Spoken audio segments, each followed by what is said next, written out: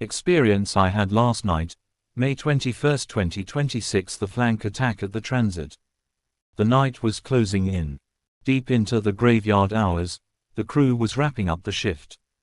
By 1:30 a.m., the last of the cars rolled out, the main lights dimmed, and the deep stillness of the industrial park took over.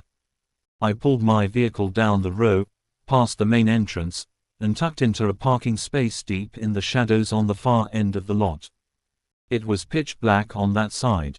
Looking behind me, all I could make out through the vehicle window was the faint, heavy silhouette of what looked like dense woods and bushes.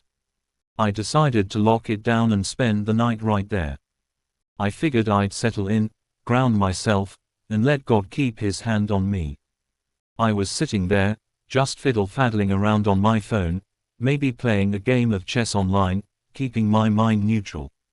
And then, the atmosphere shifted. Out of nowhere, I felt a heavy, oppressive energy radiating from my back left flank.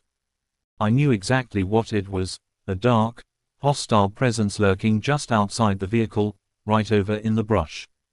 It didn't speak with audible words, but it communicated directly in the spirit.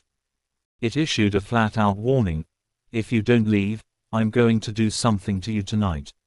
Its oppressive and determined attack was ongoing. But I didn't panic. I didn't run. I counted it. I prayed and said, God, I ask you to make this thing stop. In Jesus' name, stop this thing. Instantly, the pressure subsided. It backed off.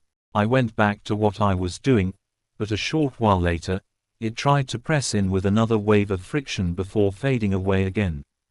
Eventually, I closed my eyes and went to sleep. But the conflict wasn't over. It just shifted environments. In my sleep, I dropped into a vivid dream. A female figure stepped out of the darkness and moved toward me, trying to force an embrace. My spirit instantly flagged it: nope, we aren't going there. She moved in for an embrace anyway, wrapping her hands around the back of my head, and pressing her forehead against mine. Before I could break free, the entity started aggressively choking me right there in the dream state. Even trapped in sleep, I commanded it out loud, in the name of Jesus, get off me. The moment that name left my lips, the hold shattered. The entity broke loose, the pressure on my throat stopped, and I woke up instantly, completely free. When the sun came up this morning, I looked out behind my vehicle and realized that what looked like isolated woods in the dark was actually a boundary fence. On the other side of that fence weren't wild woods, it was a row of nice, quiet suburban backyards.